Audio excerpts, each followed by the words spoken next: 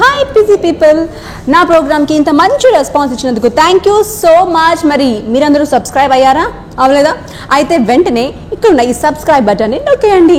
తర్వాత ఈ బెల్ ఉంది కదా, దాన్ని కూడా రింగ్ చేసేయండి. ఆ బెల్ని నొక్కేస్తే నా నోటిఫికేషన్స్ అన్ని మీ మొబైల్లో.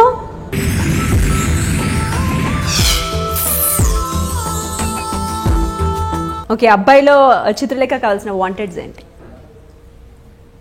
నేను నిజంగా చెప్పాలి అంటే ఎదుటి వాళ్ళలో ఏ ఉండాలనేది నేను ఇప్పుడు ప్లాన్ చేసుకోలేదు. నేను ఎలా ఉండాలనేది మాత్రం అనుకున్నాను. నాకు సినిమా, టీవీ, యాంకరింగ్ ఇదంటే చాలా ఇష్టం, ప్రాణం. ఇందులోనే ఉండాలి అంటే మ్యాక్సిమం ఎంతవరకు వీలుంటే నా లైఫ్ ఎండ్ కూడా ఇక్కడే జరిగితే బాగుంటుంది అనేంత ఇది ఇక్కడ ఉంది.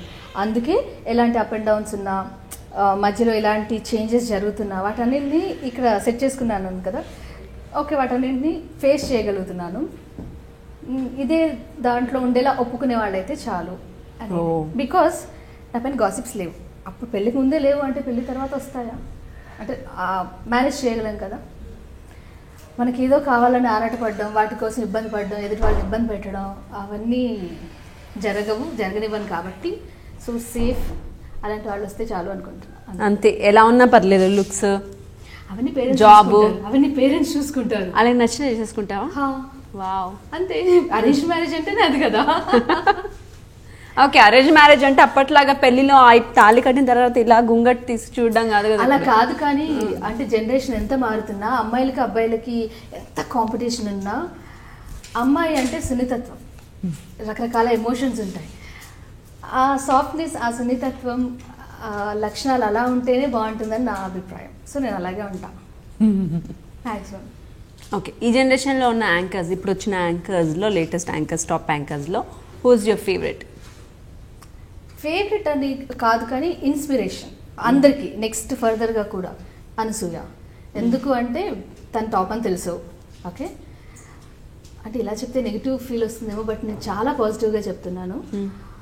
జనరల్గా హీరోయిన్స్ కెరీర్ అంటే 10 years ఉంటుంది, అది బిఫోర్ మ్యారేజ్ అని. But after marriage, after 1 kid and then 2nd kid, తన ఫిగర్ మెయింటైన్ చేయడం, తనను తాను మౌల్డ్ చేసుకునే విధానం, అవన్నీ చాలామందికి ఇన్స్పిరేషన్. ఓకే, ఎనీ టైం మనం అనుకుంటే ఏదైనా చేయొచ్చు అనే విధంగా తను అందరికీ ఇన్స్పిరేషన్. ఓకే, ఈ జనరేషన్ నీకు నచ్చిన యాంకర్స్ ఉన్నారా? నచ్చినాయి అంటే సబ్జెక్ట్ తెలియకుండా కొన్నిసార్లు మాట్లాడేస్తూ ఉంటారు, ఏం మాట్లాడుతున్నారో తెలీదు. అలా కొన్నిసార్లు సందర్భాలు ఉన్నాయి తప్ప పర్సన్ వైజ్గా నచ్చని అనేది ఏం లేదు. ఓకే, పేరు అడగలేదమ్మా నేను.